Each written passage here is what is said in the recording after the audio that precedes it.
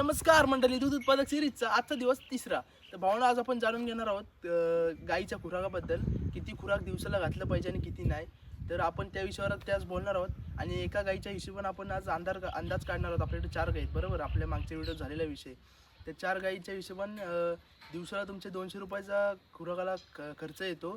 तर 4 गाईच्या हिशोबाने तुमचे दिवसाला ₹800 जातात. महिन्याचा खर्च खाद्याचं पकडलं तर तुमचा महिन्याचा खर्च होतो 800 गुणिले 30 करा, तर तुमचं काहीतरी 24,000 खर्च महिन्याला होतो गाईच्या खुराकाबद्दल. ही 4 गायींमध्ये तुमचं 60 लिटर दूध डेअरीला गेलं पाहिजे आणि त्या गायांच्या ह्याच्यामध्ये तुम्हाला 60 लिटर दूध डेअरीला गेलं 60 गुणिले 35, तर तुम्हाला ₹2,100 दिवसाला इन्कम भेटते आणि त्यातून ₹800 मायनस केले तर ₹1,300 तुम्हाला डेलीच्या प्रॉफिटमध्ये तुम्ही राहतात. आणि तुमचा जो प्रॉफिट होता दुधाचा 63,000 मधून तुम्ही 24,000 मायनस केलात तर तुमचे राहतात ₹40,000.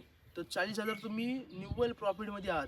आणि मित्रांनो, तुम्हाला जर उकड्याला दूध हा 60 लिटर टाकलात ₹50 तर तुम्हाला प्रॉफिट होतो 90,000. इतका प्रॉफिट तुम्हाला एका महिन्याला होतो उकड्याला दूध टाकलात 50च्या हिशोबाने. तर दूध उत्पादक शेतकरी बनलात, दूध उत्पादक जर बनलात तर दुधाच्या व्यवसायात मरण नाही भावानो, फुल टॉपचा विषय. आणि मित्रांनो, मी तुम्हाला उद्या सांगणार आहे गाय पाजायची टेक्निक. गाय पाजायची 4 टेक्निक असतात. ही चौथी टेक्निक ही सर्वात सोपी टेक्निक असते आणि एकदम भारी, म्हणजे मशीनसारखी टेक्निक असते. मी तुम्हाला पाजून एका गायचा टाईमसुद्धा दाखवणार आहे उद्या, आणि कशा मी पाजतो ते सुद्धा तुम्हाला दाखवणार आहे. काही लोक 4 टेक्निक असतात पाजायची. चौथी टेक्निक लय सोपी भावनो, ती उद्याच्या व्हिडिओमध्ये सांगतो. उद्या व्हिडिओ बघा आणि आपल्या चॅनलला सपोर्ट करा, आपल्या भावाला फॉलो करा. जय महाराष्ट्र.